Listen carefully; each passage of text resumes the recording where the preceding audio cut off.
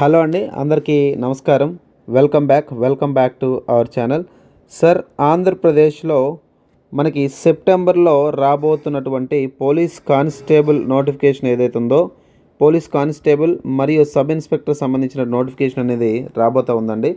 మరి ఈ కానిస్టేబుల్ ప్రిపరేషన్లో భాగంగా, ఏపీ కానిస్టేబుల్ ప్రిపరేషన్లో భాగంగా మీరేంటంటే పూర్తిగా జనరల్ స్టడీస్కి వచ్చేసరికి, ఓకేనా, కానిస్టేబుల్ ప్రిపరేషన్లో భాగంగా జనరల్ స్టడీస్కి వచ్చేసరికి ఒక్కొక్కరు ఒక్కో బుక్ అనేది చదవడం అనేది జరుగుతుంది. మీకు ఇచ్చినటువంటి కోచింగ్ సెంటర్లు ఇచ్చిన బుక్స్ ఇలా వేరు వేరు పుస్తకాలు చదవడం జరుగుతుందండి.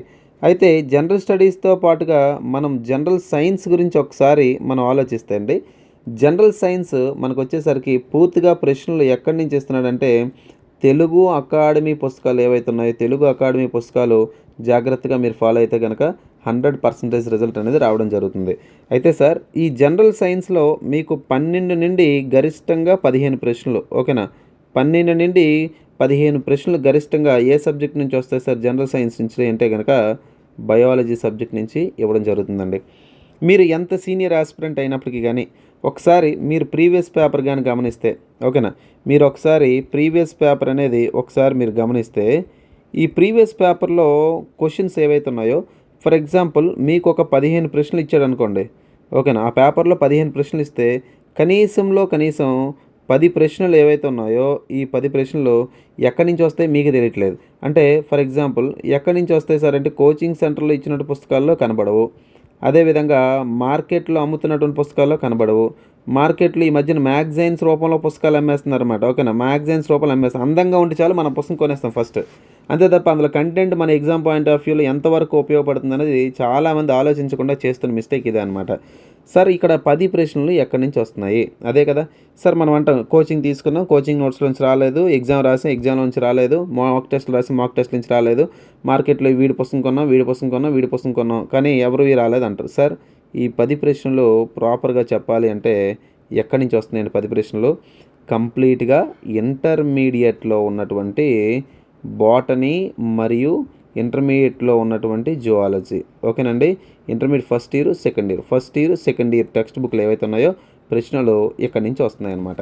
అయితే ఈ ఇంటర్మీడియట్ నుంచి వచ్చినటువంటి ప్రశ్నలు ఏవైతే ఉన్నాయో, ఓకేనా, ఇంటర్మీడియట్ నుంచి వచ్చినటువంటి ప్రశ్నలు ఏవైతే ఉన్నాయో మీరు ఏం చేస్తారో, టెక్స్ట్ బుక్ చదివితే, maths student intermediate text book చదివితే కాన్సెప్ట్ని ఒక 5 సార్లు చదివితే కానీ పూర్తిగా అర్థం చేసుకోవడం కష్టం.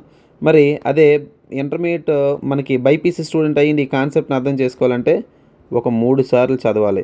అంటే బేసికల్గా ఈ చదివేటప్పుడు ఏంటంటే కాన్సెప్ట్ని అర్థం అవ్వాలంటే బైపీసీ వాళ్ళు 3 సార్లు, ఎంపీసీ వాళ్ళకి 5 సార్లు చదవాల్సి ఉంది. ఇంత చదివిన తర్వాత మీకు ప్రశ్న అనేది ఎలా ఇస్తాడు, అవునా, ఎక్కడ లెవెల్ ఆఫ్ ఆస్కింగ్ అంటారు లేదా mode of asking. So question అనేది ఎలా అడుగుతాడు అనేది మళ్ళీ మనకి సందిగ్ధం. ఎంత కష్టపడి చదివినా మీరేంటంటే మీరు ఎప్పుడైనా కానీ ప్రీవియస్ పేపర్ సాల్వ్ చేస్తేనే మీకు అర్థమవుద్ది, మాక్ టెస్ట్లు కాకుండా, ఓకేనా. ప్రీవియస్ పేపర్ గతంలో 2020 నుంచి 2025 దాకా జరిగినటువంటి ఎగ్జామ్ పేపర్స్ ఒకసారి తెలంగాణ ఆంధ్ర పేపర్ మీరు సాల్వ్ చేస్తే మీకేంటంటే మీరు చదివినటువంటి కంటెంట్కి దగ్గరగా ఉన్నట్టుగా అనిపిస్తాయి ప్రశ్నలు, అర్థమైందా. మీరు చదివినటువంటి క్వశ్చన్స్కి దగ్గరగా ఉన్నట్టు ఉంటాయి. అంటే ఆల్మోస్ట్ 2 ఆప్షన్లు ఎలిమినేట్ చేస్తారు, 2 ఆప్షన్లు మాత్రం 50-50గా మీరు ఉంచుతారనమాట. మరి దీనికి కారణం ఏంటి సార్? మరి ఇలాంటి క్వశ్చన్ సాల్వ్ చేయడానికి సొల్యూషన్ ఏంటి సార్ అంటే, అట్ ఫస్ట్ మీరేంటంటే కాన్సెప్ట్ ఏదైతే నేర్చుకున్నారో కాన్సెప్ట్ తర్వాత మీకు ప్రీవియస్ ఇయర్ క్వశ్చన్స్ యొక్క ప్యాటర్న్ అనేది మీకు తెలియాలి, ఎలా అడుగుతున్నాడు అనేది తెలియాలి. రెండోది, ఈ బయాలజీలో స్కోర్ చేయాలంటే వెయిటేజ్ అనేది చాలా ముఖ్యం. వెయిటేజ్ అంటే ఏంటనుకున్నారు? చాప్టర్ వైజ్ వెయిటేజ్ అంటే ఏంటంటే గత 5 సంవత్సరాలుగా నిర్వహించినటువంటి పోలీస్ పేపర్స్ని మనం కలెక్ట్ చేసి, ఓకేనా, ఎక్కువగా ఏ చాప్టర్ నుంచి ప్రశ్నలు వస్తాయో అది ఫస్ట్ గమనించాలి, ఓకేనా, అది వెయిటేజ్ అంటారు.